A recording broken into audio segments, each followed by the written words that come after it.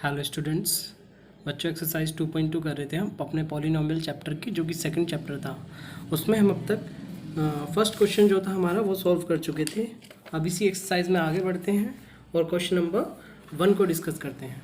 Question number 2 को discuss करते हैं। क्वेश्चन नंबर 2 आपके सामने लिखा हुआ है। क्या है बच्चों, पढ़िए। Find P0, P1, P2 for each of the following polynomial. यानी कि हमें पॉलिनोमियल्स दिए हुए हैं, फर्स्ट, सेकंड, थर्ड, फोर्थ। इन पॉलिनोमियल्स के हमें क्या निकालना है, P0, P1, P2। ये चीज़ें हमें फाइंड करनी है। तो बच्चों इन क्वेश्चन को करने का तरीका क्या होता है समझते हैं। जैसे कि पहला पॉलिनोमियल आपके सामने लिखा है, क्या है भाई, Py equals to y square minus y plus 1। ठीक है भाई। अब क्या करना है इसमें, अच्छा ये पी वाई जो लिखा है इसका क्या मतलब है। तो बच्चों इसका मतलब कुछ नहीं है, बस सिंपल सा इसका मतलब होता है क्या, देखिए। पी का मतलब पॉलिनोमियल, यानी कि पॉलिनोमियल इन वाई टर्म्स। ठीक है, polynomial in terms of y, यानी कि ये एक पॉलिनोमियल है और वो किसकी टर्म में है, वाई के टर्म में। मान लीजिए अगर ये एक्स की टर्म में होता तो यहाँ लिखा होता एक्स, और फिर क्या हो जाता है, ये x square minus x plus 1। जैसे कि ये वाला देखिए, सेकंड वाला, ये क्या लिखा है, पी के बाद टी। तो ये जितना भी पूरा आगे पॉलिनोमियल है ये सब क्या होगा, टी की टर्म में होगा। ठीक है, तो बस ये हमें इतना बताता है कि polynomial in terms of T. ठीक है, कि जो पूरा ये बहुपद है वो किसकी टर्म में है, टी की टर्म में है, टी वाले पदों में है। ठीक है बच्चों, तो इतना सा मतलब होता है इसका। क्लियर। चलिए, तो ये हमने बेसिक इसका मतलब समझा। अब आते हैं बेसिक हमें करना क्या है क्वेश्चन में। तो हमें करना क्या है, P0, P1 और P2 की हमें वैल्यू कैलकुलेट करनी है। तो भाई पहले बात करते हैं P0 की। तो इस P0 का क्या मतलब है, अब भाई देखो यहाँ पे था Py, ठीक है। अब y के जगह क्या आ गया, 0। ठीक है, तो अपने पॉलिनोमियल में जहाँ भी y है वहाँ 0 पुट कर दीजिए। कैसे, देखिए भाई क्या है, p के बाद क्या है ब्रैकेट में y, और हमें किसके लिए कैलकुलेट करना है, P0 के लिए। ठीक है, तो y के जगह क्या आ गया, 0। तो जहाँ भी पूरे पॉलिनोमियल में y है वहाँ क्या लिख दीजिए, 0 लिख दीजिए। कैसे, देखिए भैया y है तो यह क्या हो जाएगा, 0 का स्क्वायर। ठीक है, माइनस y है तो क्या हो गया, 0 और प्लस 1। अब 0 का स्क्वायर होगा तो 0 ही आएगा, माइनस 0 प्लस 1। अब 0 0 है, इसका तो कोई मतलब ही नहीं, क्या बचा, 1। तो P0 की वैल्यू क्या हो गई बच्चों, 1 हो गई। तो ये हो गई मेरी P0 की वैल्यू। एक आंसर मेरा हो जाता है ये।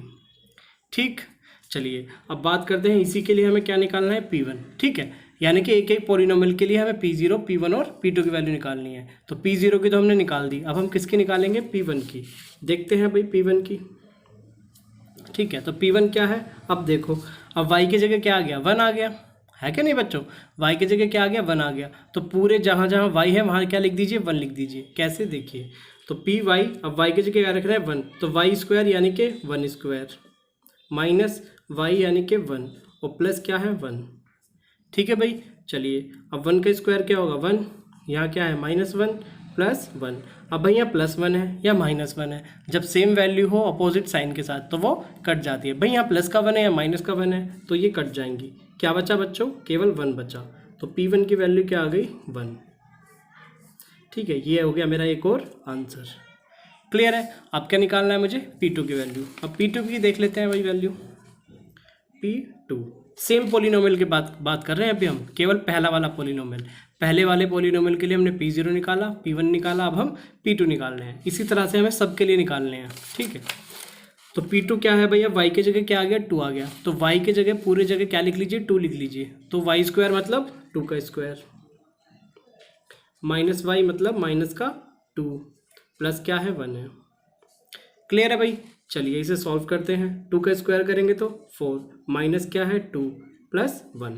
ठीक है भाई, अब मैंने आपको क्या बता रखा है, इस तरह जब भी आ जाए आप प्लस प्लस वाले पहले एक साथ जोड़ दीजिए। भाई 4 भी प्लस का है, 1 भी प्लस का है, तो 4 और 1 क्या हो गए, 5। और क्या है, 5 माइनस 2। तो 5 माइनस 2 करेंगे तो क्या आएगा, 3। तो यही हो जाएगी मेरी P2 की वैल्यू, आंसर। तो जो हमने इसमें किया है सारे पॉलिनोमियल में हमें इसी तरह से करना है। क्लियर बच्चों। चलिए, तो अब क्या है, ये वाला तो बहुत इजी है। ठीक है, थर्ड पार्ट इसका, एक बार क्या रखेंगे आप इसमें, P0 रखेंगे तो 0 का क्यूब 0 आ जाएगा। P1 एक बार 1 रखेंगे x की जगह। ठीक है बच्चों, तो इस तरह से क्वेश्चन हो जाएंगे। चलिए अब मैं आपको इसमें करके दिखाता हूँ। इसका सेकंड पार्ट करते हैं, या सेकंड तो आप कर लेंगे। सेकंड पार्ट में क्या करना है बच्चों, सेकंड पार्ट में क्या करना है भैया, पी टी की वैल्यू आपको दी हुई है, ठीक है। एक बार पहले आप P0 निकालेंगे, P1 निकालेंगे, P2 कैसे, जब आप P0 निकालेंगे तो T की जगह क्या आ गया 0, तो हर जगह क्या रखेंगे आप 0 0 रखते चले जाएंगे, ठीक है। फिर P1 के लिए T की जगह 1 1 लिखते चले जाएंगे, P2 के लिए आप हर जगह T की जगह 2 2 लिखते चले जाएंगे। तो इस तरह आपका आंसर आ जाएगा, ठीक है। मैं आपको फोर्थ पार्ट कराता हूँ इसका, ठीक है। फोर्थ पार्ट देखते हैं इसका। फोर्थ पार्ट में हमें क्या दिया है, polynomial Px equals to x minus 1 और x प्लस 1। क्लियर है बच्चों? चलिए भाई, अच्छा एक बात बताइए, इस तरह की चीज़ें आपने कहीं देखी होंगी, याद करिए। मैंने आपको एक फॉर्मूला बताया था, क्या था वो formula, a plus b into a minus b. Same चीज़ें जुड़ रही हैं, सेम चीज़ें घट रही हैं, तो इसका क्या होता था, ए स्क्वायर माइनस बी स्क्वायर, ठीक है। याद है आपको ये हमने आपको डिस्कस किया हुआ है ये वाला फॉर्मूला, ठीक है। a plus b into a minus b equals to a square minus b square. अब देखो ये भी तो इसी टर्म में लिखा हुआ है, x प्लस 1, भाई इनको अलग करके हम लिख सकते हैं कैसे, x प्लस 1 लिख लीजिए इंटू एक्स माइनस 1 लिख दीजिए, ठीक है। तो कोई फर्क थोड़ी ना पड़ेगा, इसको हम इस तरह से लिख सकते हैं। आप देखो a plus b into a minus b क्या होता है, a square minus b square. तो ये भी तो ऐसे ही है, x plus 1 into x minus 1, ठीक है। x को मान लीजिए a, b को मान लीजिए 1, तो क्या है ये a plus b into a minus b, तो ये क्या हो जाएगा, a square minus b square. यानी कि इसको हम कैसे लिख सकते हैं, क्या होता है a square minus b square, ए की जगह क्या है एक्स स्क्वायर, यानी कि एक्स स्क्वायर और माइनस के बी स्क्वायर मतलब 1, माइनस का 1 का स्क्वायर, ठीक है। तो ये आ गया मेरे पी एक्स की वैल्यू। अब पी एक्स को और कैसे लिख सकता हूँ मैं, भाई एक्स स्क्वायर 1 का स्क्वायर करेंगे तो 1 ही आएगा। क्लियर है? आपकी मर्जी है, आप इसको ऐसे लिखना चाहते हैं तो लिख लीजिए, वरना आप इसको इतना करने की ज़रूरत नहीं है। आप सीधा यहाँ पे P0 पुट कर दिए, P1 के लिए निकालिए, P2 के लिए निकालिए, तब भी आप कर सकते हैं। अगर आप ये कर लेंगे तो आपके लिए थोड़ा सा ईजी हो जाएगा ये कैलकुलेशन, बाकी और कोई बात नहीं है। तो अब क्या करना है हमें, P0 की वैल्यू, P1 की और P2 की। तो बात करते हैं पहले P0 की। x की जगह क्या आ गया 0, तो x की जगह हर जगह 0 लिख दीजिए। तो 0 का स्क्वायर माइनस 1, 0 का स्क्वायर करेंगे तो 0 और माइनस 1, तो P0 की वैल्यू क्या आ जाएगी बच्चों, 0 में से 1 घटाएंगे तो 1 ही आ जाएगा, ठीक है। तो ये हो गई मेरी P0 की वैल्यू, आंसर। अब बात करते हैं P1 की, ठीक है।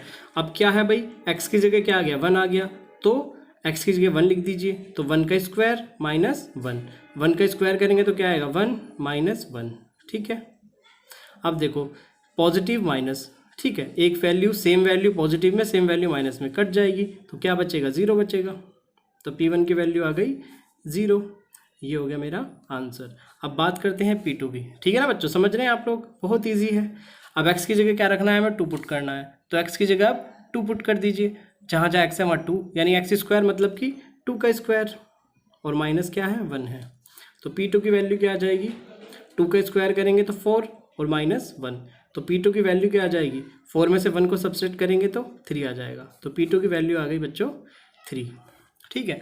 तो इसी तरह से ये सारे क्वेश्चन हमारे सॉल्व हो जाएंगे। आपको क्या करना है, इसका थर्ड पार्ट प्रैक्टिस करेंगे और इसका सेकंड पार्ट प्रैक्टिस करेंगे, कुछ नहीं है, सेम बस P0 P1 P2, भैया आपको PT दे रखा है।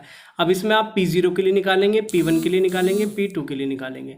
जब आप P0 के लिए निकालेंगे तो T की जगह 0 0 लिखते चले जाएंगे, और P1 के लिए निकालेंगे तो T की जगह 1 1 पुट करते चले जाएंगे, और उसे सॉल्व कर लेंगे, जो आंसर आ जाएगा वही आपका आंसर होगा। क्लियर है बच्चों? तो इसका थर्ड एंड सेकंड पार्ट आप खुद से ट्राई कीजिएगा, कोई आपको प्रॉब्लम नहीं आएगी, ठीक है। चलिए इतना ही रखते हैं आज की क्लास में, फिर अगली क्लास में मिलते हैं अगले क्वेश्चन के साथ, ठीक है बच्चों। तब तक के लिए आप पढ़ते रहिए, चीज़ों को रिवाइज करते रहिए। Bye bye, take care.